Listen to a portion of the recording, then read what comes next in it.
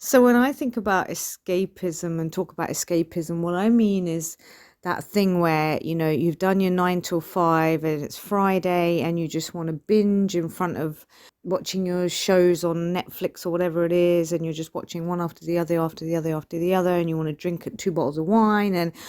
And then, escapism is that, maybe going to the pub once a week is not enough. Now you need to go 3 times a week. It's the shopping and spending money, it's the holidays. But obviously, everyone enjoys these things to a degree, but there's a very subtle difference between doing them for the enjoyment of doing them and doing them to escape your reality, escape your day-to-day life. And that's essentially what escapism is. And the problem with that is that at the end of the day, you always have to come back to reality. It doesn't go away. You can escape it for a bit, but you will always have to come back to it.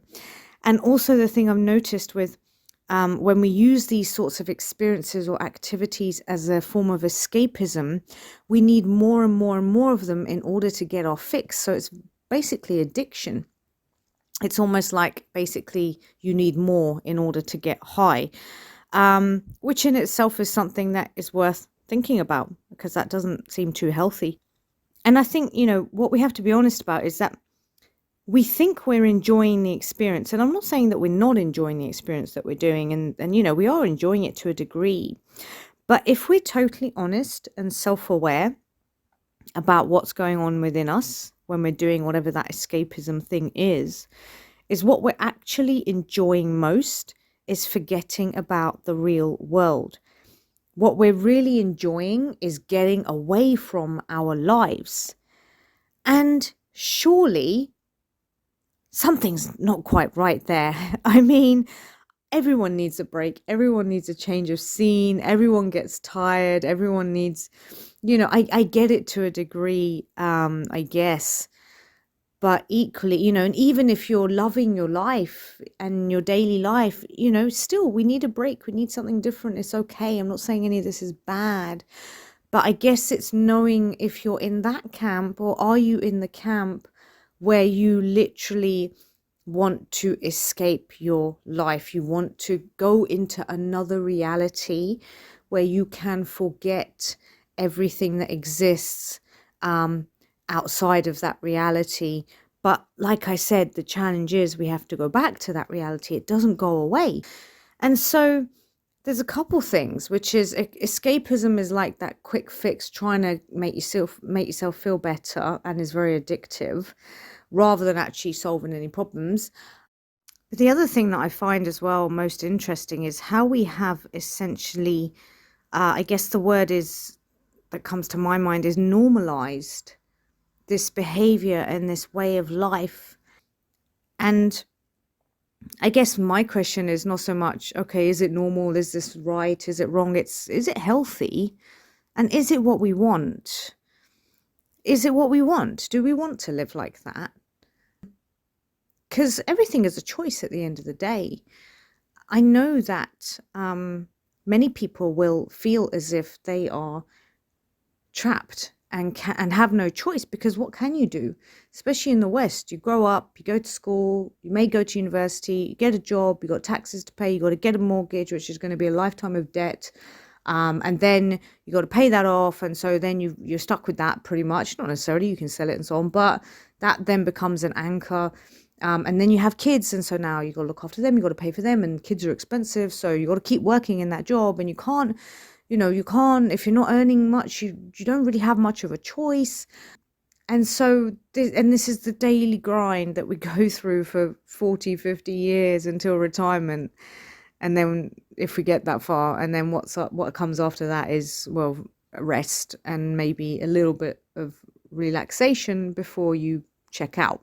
People might say, well, what am I supposed to do? But everything is a choice. Everything is a choice. It's just that the choices are not easy choices. And I know you can feel like there's no way out. And maybe I have a pipe dream where I think that we can create lives that we don't want to escape from. Maybe it is a pipe dream and a utopia, but I feel like, well, surely we should at least try.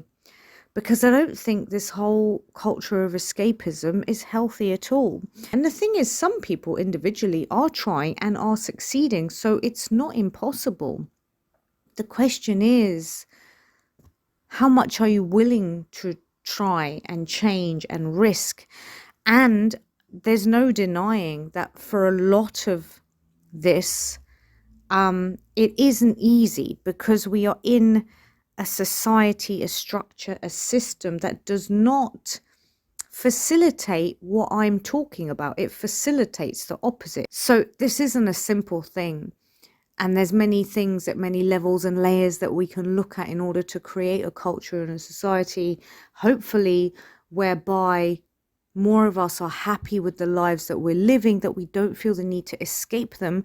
And if we do watch a few movies or go to the pub or go shopping, it's because we enjoy that experience, and we enjoy the variety of experience, and we treat ourselves and we enjoy those things, rather than I'm doing it to just forget that my whole life exists for a few hours and immerse myself in a different reality.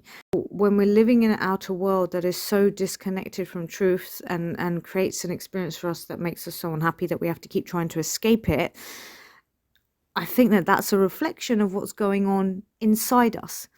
And what I mean by that is that we are so disconnected inside ourselves from who we truly are. We are trying to fit the molds of the systems and so on, and the expectations of culture and society, and what the media says and what social media says, and what our family expect of us, and we contort ourselves into so many different shapes in order to fit in. But that's not the shape of our heart and who we truly are and what we truly want in our lives and what truly fulfills us. There may be a big shot city banker earning $500,000 a year, wearing a suit every day to work, looking amazing, got this nice flash car, nice house, and actually inside, that person in his heart wants to go and sit on top of a mountain and maybe meditate and live off the land. So that's what's true, but that's not the reality that that person experiences because they conform to society. And I think there's many examples of this. There may be people who are the other way around, who maybe they're brought up in an environment where you keep things simple and you grow your own food and you don't want money and you don't do this, but they might actually really want to build a multi-million-pound business. Maybe for them that's really exciting. That's their truth. So really the root of all of this is we are not living authentic lives first and foremost. And so that, I believe, is really what it comes down to. Are you willing to reflect on yourself and say, who am I truly? What do I truly want? What really makes my soul sing? What really makes my heart happy? What am I really here for? How do I really want to experience this life in this world? And then, are you willing to choose decisions, actions that are going to create a reality for you that is in line with that, and therefore will make you more happy and fulfilled, and therefore you won't need to escape it? Why are we creating lives that we need to escape from? That's not healthy. It's insane that we live like this. So how do you create a reality that's authentic to you? And because, like I said, the system isn't really set up for that. It's like there's all these different conveyor belts of like cookie cutter lives that we're all put onto. And maybe some of us have a conveyor belt number 1 and someone else is on conveyor belt number 4, but none of them are who we truly are.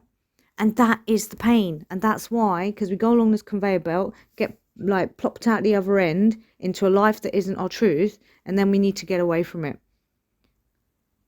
And the reality is, it's your choice at the end of the day to say, I know who I am, and I'm going to create a life that is in line with that.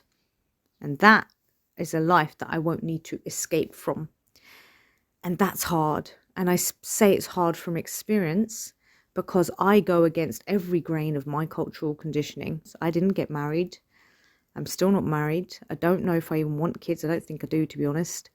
And I've got dreams of career and things that that people wouldn't even understand.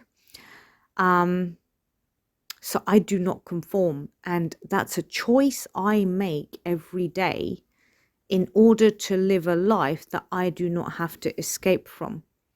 Because if I went down the road that they wanted me to go down, I would be trying to escape that life every day. And I'm not going to do that to myself.